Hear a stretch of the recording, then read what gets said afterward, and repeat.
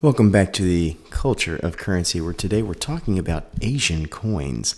Some of the most beautiful coins in the world come from this area, and unfortunately I don't have the largest selection of Asian coins, and that's something I hope to remedy this year. Up first, right here is Laos. Laos is in Southeast Asia, beautiful country.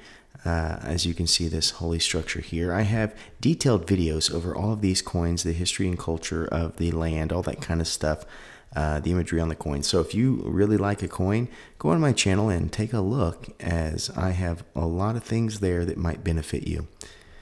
This is Panthera tigris, which is obviously the genus and species of a tiger. And this is an attempt to re-establish native tigers. If you did not know, basically tigers went all the way to the coast at one point, and whether it be Laos, Singapore, or any of those other nations, they have slowly vanished over time. And so there are some efforts to re-establish them, hence a coin like this. Beautiful coin from an amazing country in Laos. Next we have the nation of Bhutan, which is right next to India and China. It is a mountainous area known for its turbulent storms and its hermitage. It is a very, very traditional country. In fact, if you were to visit it, from what I understand, you have to have a kind of like a chauffeur that helps you understand the culture and that type of thing and walks you around because it is so closed off. This is a lunar rabbit. They have one of the most iconic lunar series, in my opinion, because they actually use traditional Chinese art. The lunar cycle, the lunar celebration, is the most important celebration in Bhutan, as they are so traditional. So that being said, they are the closest, in my opinion, to what this would look like. This depiction here, which we see in the series, is what we call paper cutting art, where they will get paper, they will ornament it and decorate it, cut it out, usually in gold and red and white, and they'll hang it all over the place throughout the land for the coming of the Lunar New Year. So that being said, it has a lot more significance than just standard artwork does, as this would have been something you would have seen for a very, very long time. I don't know exactly how long, but however long they've been celebrating it that way.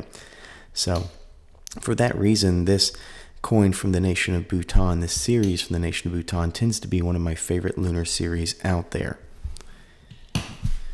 Next, we have a very identifiable one. This was given to me by a viewer, which is just fantastic, as I had a hard time buying Chinese silver, couldn't justify it, especially when there's so many other coins on the market. But a viewer decided that I needed one of these anyway, and so they sent me one, as I did not want to purchase one myself.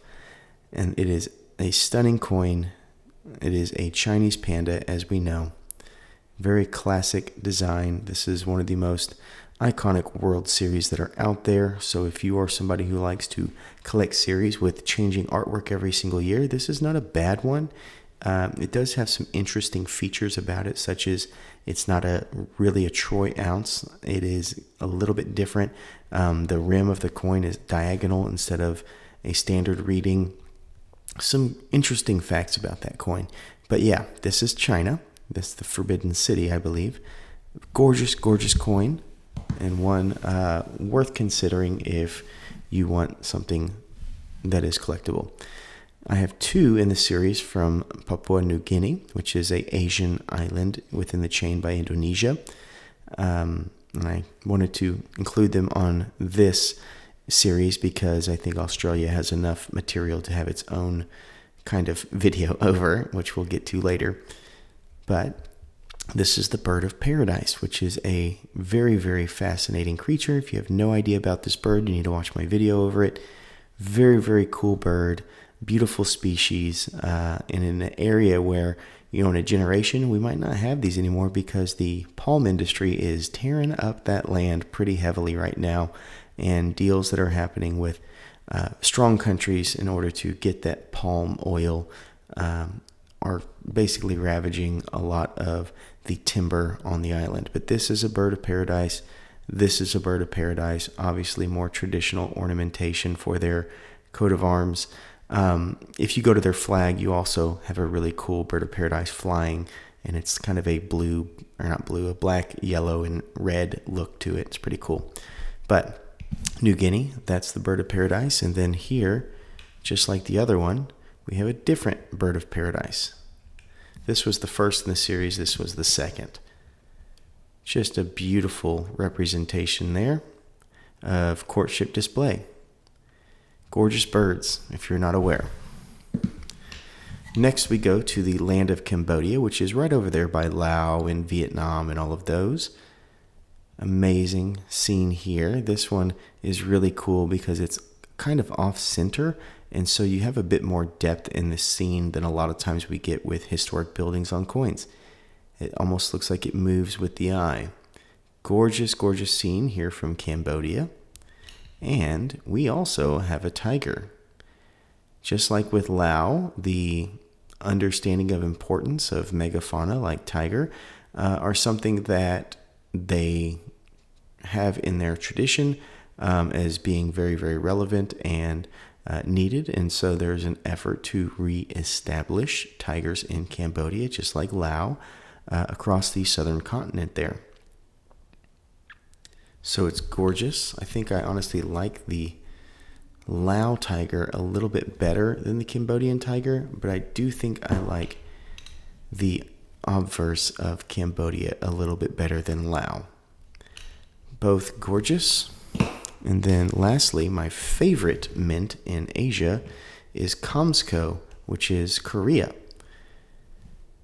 As you can see, this is just beyond beautiful. There's texture everywhere. There's depth.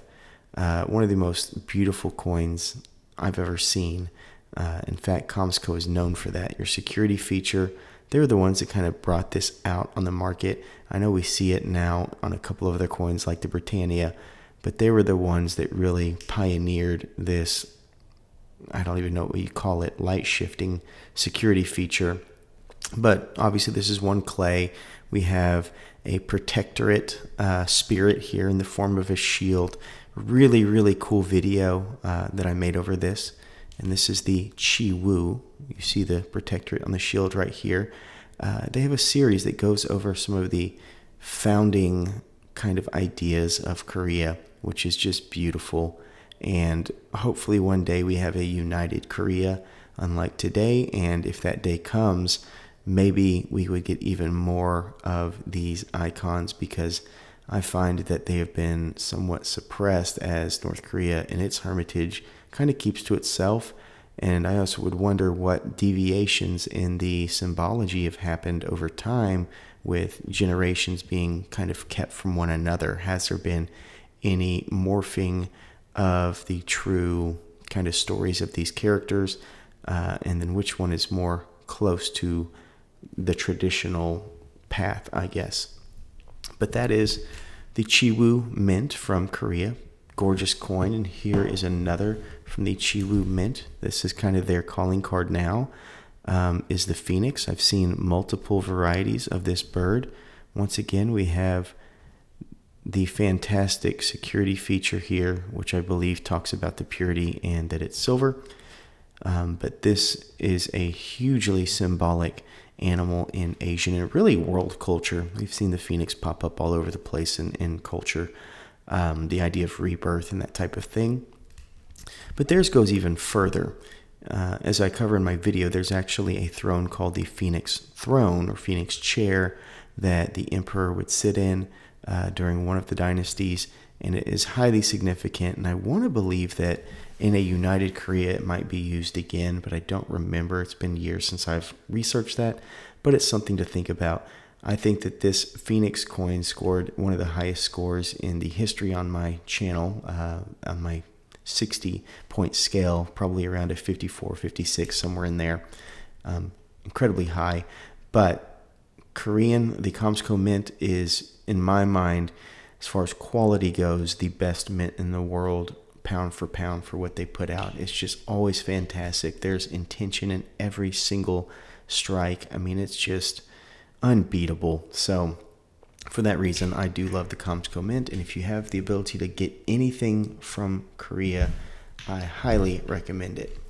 But these are some Asian coins to show you the diversity out there in the marketplace. I don't have as many as I'd like, especially countries wise. There's beautiful things coming out I've seen from Mongolia and some other areas that are really, really interesting. And maybe one day I'll start diving into that, but I haven't done it yet. So if you like Asian culture, if you like Asian ideas, this is something to really look into, as many mints like Australia will create Asian ideas and themes like Lunar Series.